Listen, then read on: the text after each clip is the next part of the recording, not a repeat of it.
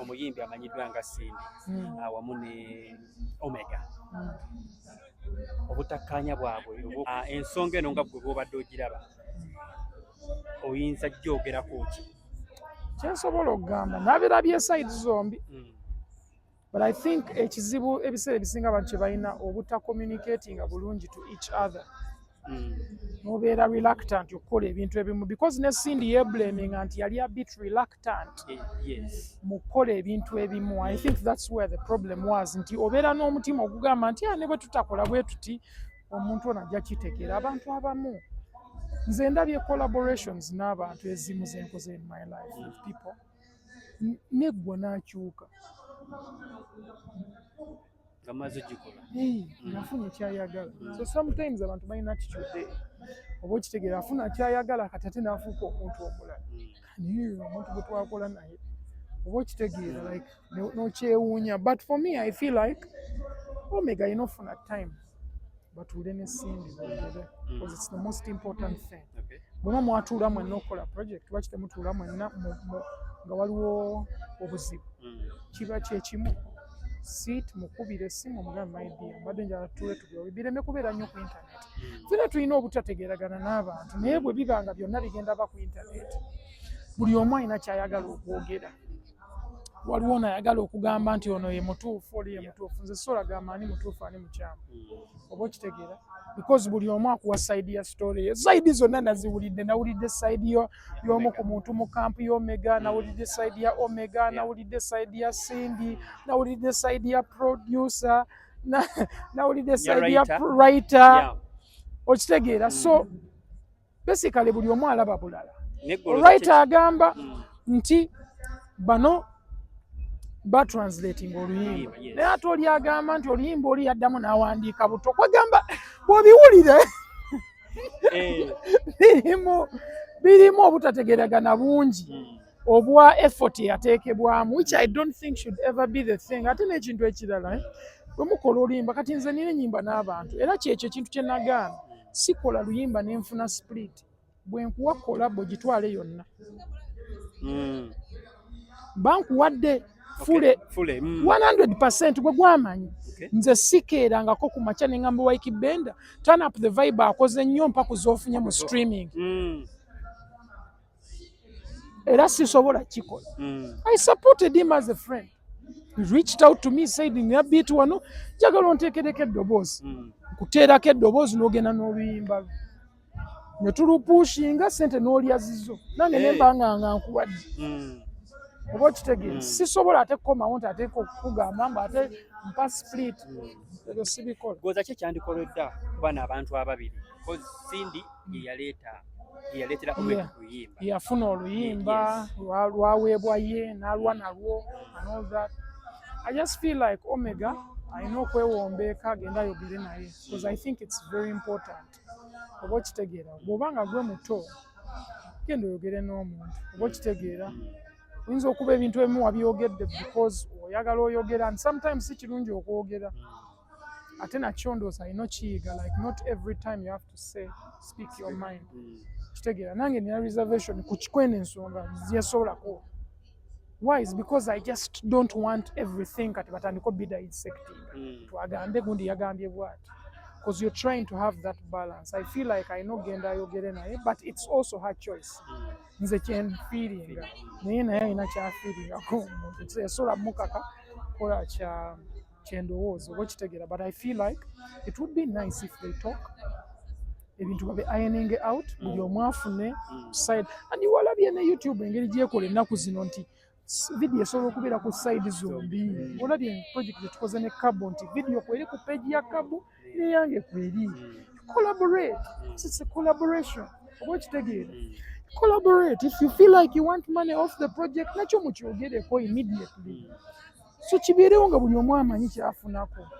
Kulowooza kino kigenda kuba kiggwawo kitya mu bayimbi abantu ebintu babiggyemu okulowooza ssente bakole n'olwa Sseruganda temugenda ku losing trust nanti bw'ojjamu ssente n'ogamba tukola bukozi expectations ziba ntono naye buli w'obeera ng'olina kyo expectinga mu kintu kati nja ku example let's embeera ne mukazi wange naye nga expectations zange zengeri z'alina okweyisaamu zonna nzeetuumyeko nti alina okubeera bw'atyo.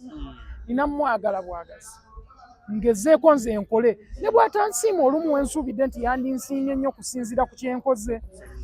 Bwe ntandika okulowooza ebintu ebyo ngenda lumu. So kye nina okukola kye nina kukola nga sirowooza ki kye ngenda funamu, then ye mu time ajja kukula afuuke ekyo ekintu ate ne bw'atakifuuka sirina kirowoozaako nnyo, nze just nina muwa love. Ebirala byonna it doesn't matter. I just have to do my best. Nze kye ndowooza era nga bwe nkugambye nze bwe nkola n'abantu nkola naawe rights zonna n'obeera nazo. Bw'obanga oluyimba gwe yalize nalwo nti olina idea gy'oyagala ntuuleko, ne bwe mba nga nkuwandiikidde ne nkuwandiikira still nsobola oddukulekera. Nnyimba nnyingi ze natandika okuwandiikira abayimbi nga mbawandiikira ku bwereere. Right now nkyajinga miliyoni 10 okwambuka. But edda nali mpandiikira abantu ennyimba ku bwereere nga ndukuwandiikira n'endukuwa n'ogenda nalo. For free. Tamuwa big up. Kyonna kye kiri. Me, I don't think abantu balina okunyiigira ebintu ennyo. Kati yakuwa example. Nakola ne Cindy oluyimba bayita I'm Love. Etulu performing nkuwa nti yadde n'awamu. Olunaku lwe twalina oddu performing yali buzz. Ningamba Cindy kyandibadde kirungi tuperforming oluyimba leero on this performance. Buzz yedda 2014. Cindy nangamba oluyimba talujjukira. Felix. Oluyimba ze sirujjukira. Lwali lulo. Twaluyimba ffenna ne Donems. Niye yize lujjukira. So kati bwena ddawo nyiige tumutajjukira luyimba. Nze nakitunula munenga naye tulujjukira oluyimba. Niye twaluyimba ffenna ne mu video walimu ngera oluyimba. But remember omuntu maybe mu time eyo akoze performance set ye nga zagenda oluyimba teruliimu talulowoozaako so talumemorizinze ze bulungi kubeera comfortable koza ajja kujja waayimbe atamiisinga ebigambo. So kati bw'amiisinga ebigambo ate kijja balabisa bubi saba akuyambye gweoyinza okudda eri n'onyiiga ate ennaku zino mulaba ne performance ezimu ng'aluyimba oba okitegeera. So ebintu ebisinga toyina nnyo kubeera nako ku mutima busungu bungi. I feel like abantu balina okuba gentle babeere kind to other people because naawe osobola okukola mistake nange nsobola okukola mistake. Kitegeera omuntu yenna asobola okwerabira gwe kennyini wepromising ebintu bingi n'otasobola bituukiriza ng'ate wabyegambye wekka. Naye gw'olaba abantu abalala no expecting nti bo balina okubeera nga balina okuba batuukirivu. Kitegeera. It's because we are harsh towards other people but we are gentle towards ourselves. So nze kyendowooza just okuba gentle okumanya nti maybe omuntu yakoze ensobi ekyo n'ayogera. So omuntu weyeekuba mu mutima ye nga ye n'ajja n'agamba muganda wange nayogera bwenti but it was wrong. Nakwata bubi oba ki okitegeera. So nze kyendowooza ekyo kisobola okubeera solved. Twafiirwa omuyimbi Master Parrot. Naye tetwakulabayo taata. Temwandabayo because naye soolabeerayo. Mu time eyo nalina ebintu bingi byendiiringa nabyo. Kitegeera ng'omuntu twalitambula ne mukyala wange mu ddwaliro. Nalina taata wange mulwadde around the same time. Kitegeera tuba tugenda mu ddwaliro here and there. Tulina ebintu bingi ebigenda mu maaso. Ekizibu abantu kye balina bwe balaba omuyimbi ng'afudde balowooza nti buli muyimbi alina obeerayo. Master Parrot namu meeting olunaku lwe twakola video ya Miracles. Nze Master Parrot ne Nubian Lee.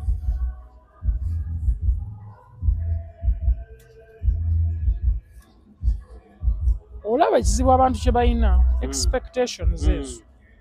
Tunuulira omuntu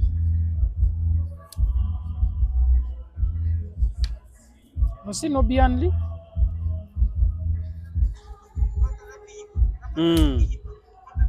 Lwaki kano akantu sikapostinganga?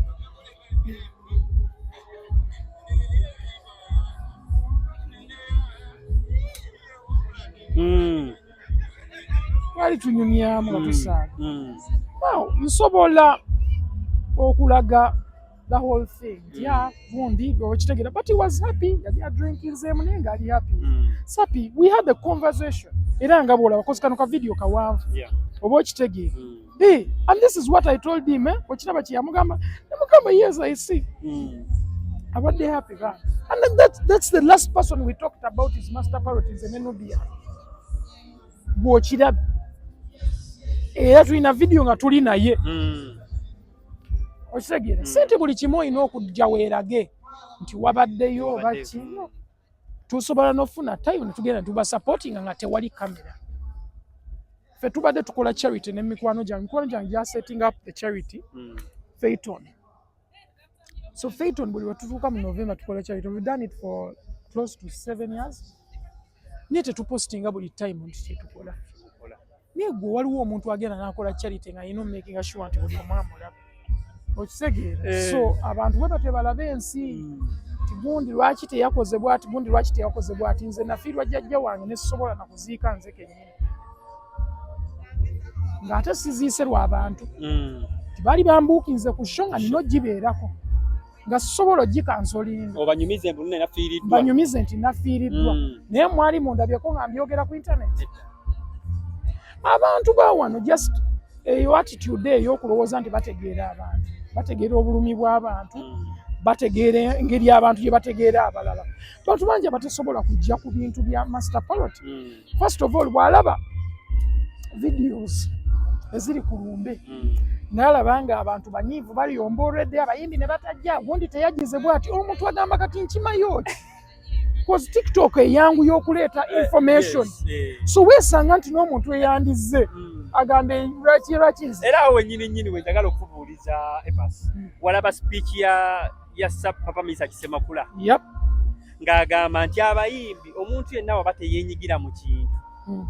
Tosuubira gwe kunyigira mu kikyo in case ng'ofunye obuzibu. Nti abayimbi ebiseera ebisinga obulaminga nnyo kuba waliwo omuyimbi gwe yalaba yali ayogera ebintu ebitaamusanyusa. N'avaayo n'agamba nti oba teweenyigira mu bintu bya banno naawe tosuubira kwenyigira mu bintu byo. Yes, kituufu, but at the same time waliwo abantu abateenyigidde mu bintu by'abalala naye abantu ne beenyigira mu bintu byabwe. Mirundi emeka, may his soul rest in peace, gye walaba radio ng'aziika gy'olina ku video. Maybe abamu yagenda ng'akolagana n'abo abantu, maybe abamu teyagenda nga takolagana nabo. Ate ne closeness, ojja suubira omuntu atamanyi ku bintu. Let's say Joshua Baraka agende mu kuziika kwaki kwa Master Parrot nga talina connection yonna na muntu oyo. Nze no nandiyagadde naye nalina ebintu ebinkutte. Oba okitegeera ate nga bya family. Oba okitegeera naye nandiyagadde because nze ate namumiitinga n'omumiitinga ate lwe lwali lusoose. And it's significant because lwe lunaku lwe nali nshootinga video yange twali Kamwoki ne tubeera ffenna okumala essaawa namba. So namulaba ne spendinga time naye. Okitegeera ate ebintu ebimu tomanya.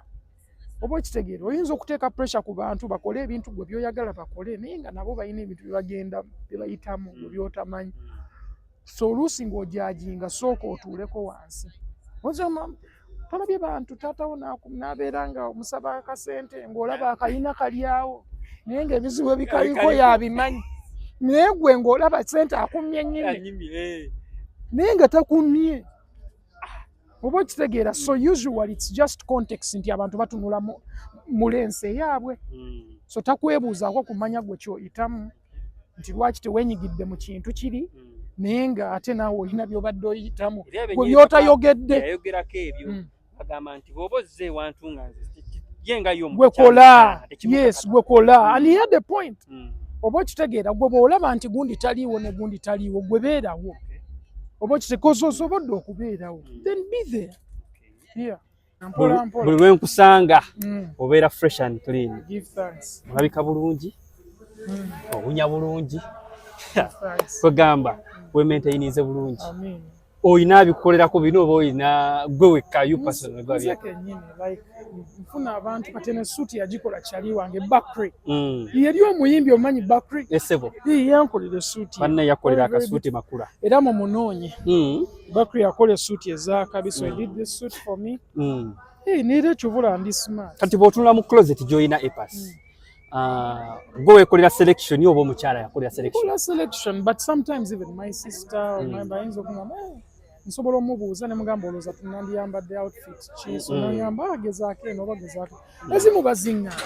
Don't you think nti gwe ng'omusajja ow'amaanyi bw'ati mu industry olina okubeera n'omukyala nga yakuwa selection z'engoye z'olina okwambala? Era gy'ali era ne luno yaŋŋambye olunye bitya nze yinza ova ewaka nga mukyala wange tampaanye nebiki mukyala wange alina okumpaana ngenda ova ewaka nga ngambye daddy you look nice oh my god abayimbi munnaye mufuuse ekintu ekyokubeera nti munnaye abakyala bammwe mubajje publicly ne babatwala ne babalaga mu bazadde baabwe oba gwe munnaye ekisyo tekinnatuuka kyange kijja tuuka eddi kinaatera tetuli wala tugumiikirize epasa omukyala obeera naye mbeera naye buli lunaku mbeera naye every day of my life of your life ne kati gwe tobeerakawo takulina pressure gyakuteekako oba nti ki nti oba ki nti oba njagala kutwala mu bazadde tewali pressure omanyi abakazi b'ennaku zino tewali pressure really like gyanteekako nange mba njagala ngende mbalabe lwaki oba toyagala kikola obeera n'omwana w'omuntu nga toyagala laba bazadde bo bafala waawe. For how long have you been with her? For a while. Okay. More than a year. Okay. Let's talk about the UG Fest. Gwomu ku bayimbi betwalabye Yeah. abagenda okubeera nga performing that side of London. So what should people expect? Yes. People should expect the unexpected. Nze bwe nzija ku show nnyimba siri wa bigambo nnyo okitegeera nsobola onyumya eno nenkuba olwali naye bwe mbeera ku stage bigo byakuyimba so nja kubeera mbayimbira ennyimba eziwera oba okitegeera because ennyimba weeziri so people should expect a ballistic performance oba okitegeera omuyimbi owakabi ng'ali ku stage bamufiiring abo tutunuulira epas nti omuntu ennyonyi z'oba olinnye should we say nti zijja lwa performance oba zijja kulwokuba nti kati oli muyimbi waliwo demand ebeerawo performances ezisinga zijja because abantu bali ready okumbuukinga siri cheap so weesanga ng'oluusi abantu abamu tebantwala wali ondabyeko nga nyimba e Netherlands wali ondabyeko nga nyimba e Sweden wali ondabyeko America wali ondabyeko e Dubai wali ondabyeko Abu Dhabi olowooza saagala kuyimba ne Saudi Arabia nagenda nga ne gavumenti yayo yensasudde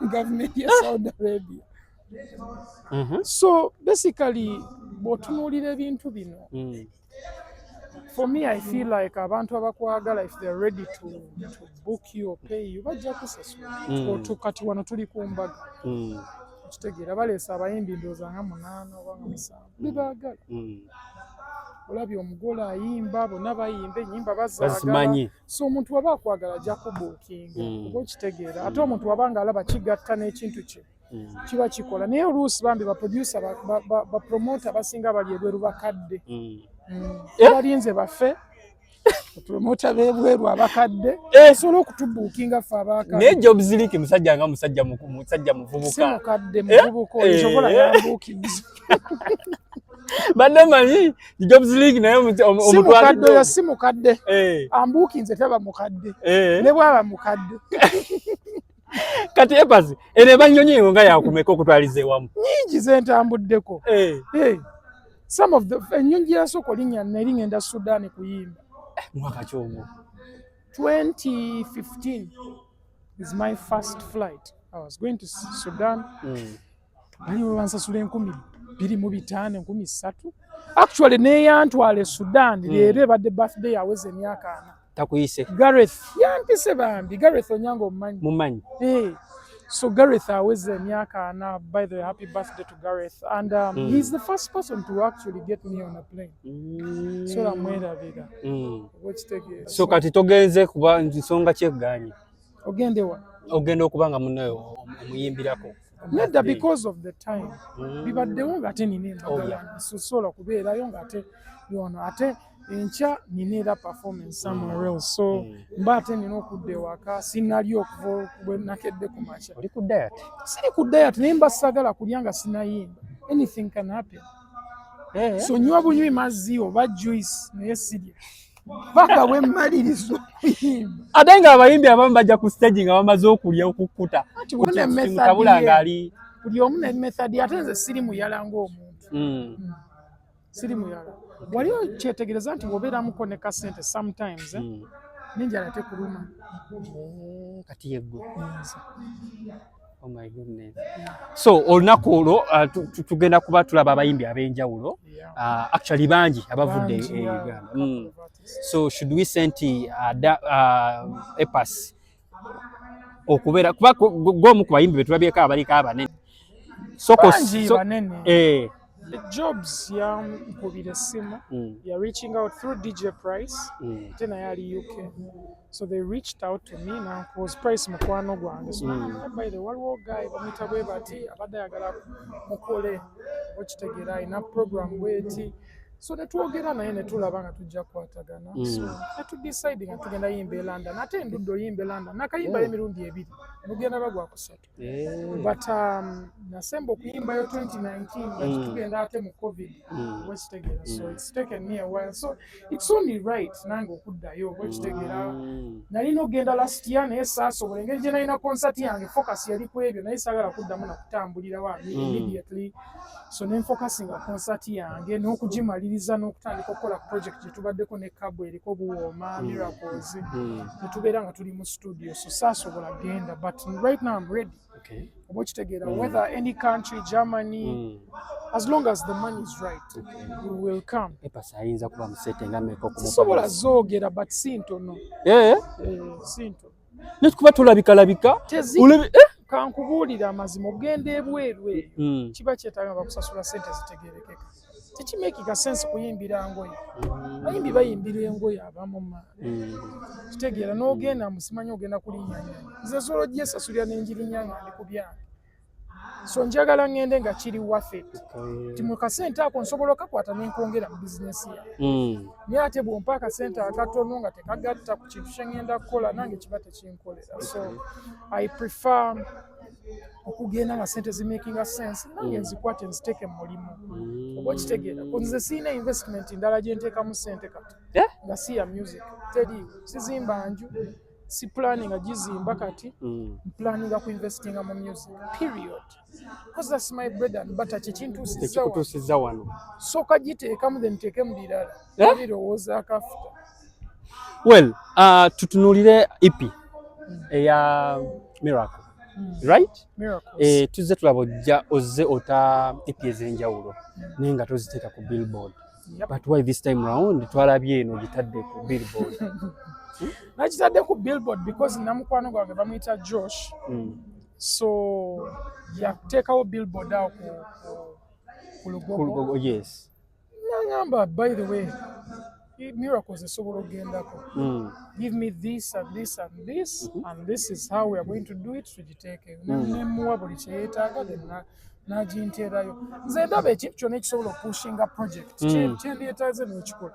Singa mbadde nsobola nandikoze ne Billboard zino ennene n'engiteekayo oba okitegeera era album yange eddako egenda kubeera ku Billboards probably nga 10 mu Uganda yonna.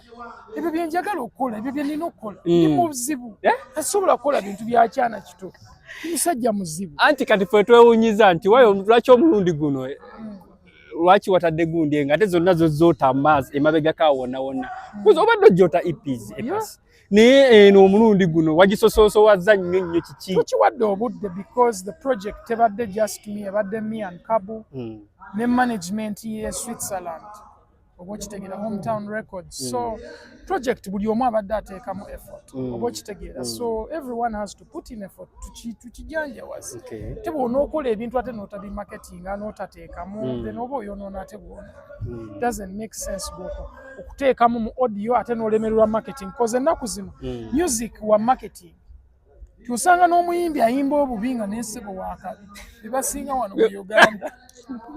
Tuweeyo nga basatu. Sijja batumenyera gye bali ate beemanyi nabo tebali mu kweyiya. Nnyo muyeeyeeya naye nga bw'abanga asobola okufuna engeri gye yeemaketingamu ekikiyitawo. And for me nze ndowooza that's the thing. So you can be very talented nga no one knows you. Ne bantu bangi abali talented abantu be batamanyi. Then waliwo omuntu nga tali very talented naye nga ali aggressive amanyi ekyokukola, which is the most important thing right now. Tuli mu attention industry right now. Era asobola okupulinga attention gwe batunuulira. So osobola obeera n'ebintu ebirungi naye attention bwe banga tebiriiko then teri agenda bimanya. Kitegeera? Ipe neriko ennyimba meka? 7. Big 7. Big yogedde. Because yerinnya eryasooka erya EP. Big 7. Twagamba tugenda kukola beats 7 zokka ze tugenda okuyimba zokka. So tetwagamba mbu tugenda kukola ennyimba 2 then tulondemu. Kati for example album yange y'abagonza na recording ennyimba oba 12 then nenunda mwana mu 2 nempulira abantu nga bayomba ezo ennyimba zonna bwe toli faani wange yasamira mu muliro. Onyize. Faani wo anyumirwa buli kyoleeta. Era aba happy ne bw'omuwa ennyimba 4 ajja twala obudde alondeko 10 z'asooka owuliza then alondeko endala 10 z'asobola okudivinga abeera ne kiplaylist kye nga kinene ng'akunyumirwa. Tanga EPs nga kubeerako ennyimba ezisukka mu 10. Nedda, because those were not EPs, those were albums. Because we call album, EP is minimum. It's like a mini album. Then album is bigger. Oba kitegere ebiseera ebisinga. So EP zibeerako ennyimba oluusi 8. Tezitera kusukka nnyimba 7, 8. Ziba ntono muko. So album eyingira mu 10 okweyongerayo usually. Yeah. So EP is extended play. Agiyita. It's a bit of an extended play. Naye album ebeera a bit broader. So far zikola ziki? Kola bulungi ate munange ebintu byaffe ngaera bw'obimanyi people will listen abamu tebawuliza abamu bawuliriza so it depends oba kitegeera so just webaza Mukama kyonna ky'osobodde bw'osobodde otuukako maybe bajja gamba abalala then ekintu kyeyongereyo mu maaso but nze I'm happy with whatever is going on tekitegeeza nti kyena ofuna kyokka but ebintu bingi byensobola okufuna mu projects ezo but kyonna ky'oba ofunye olina osiima because bw'obanga tosobola siima then simanyi oba mu nsi oba ojja kumalako oba okitegeera oba tojja mmalako bw'obanga tosiima ojja gamba manti kikola kitono kati jjukira wali ng'olina faani omu jjukira walinako 2 right now bw'obeera ne bafaani 10 nga be balisteninga to your album ate era oyombe oba tosiima ojja buzi n'ekyo kibadde ogenda be thankful genda n'ekize nga bw'okola osobola okufuna ekisingako awo sabo bwe bantu Max boka tukagamba kambubiri nti nze mbaagala ate nina birala by'okwogera see you tonight.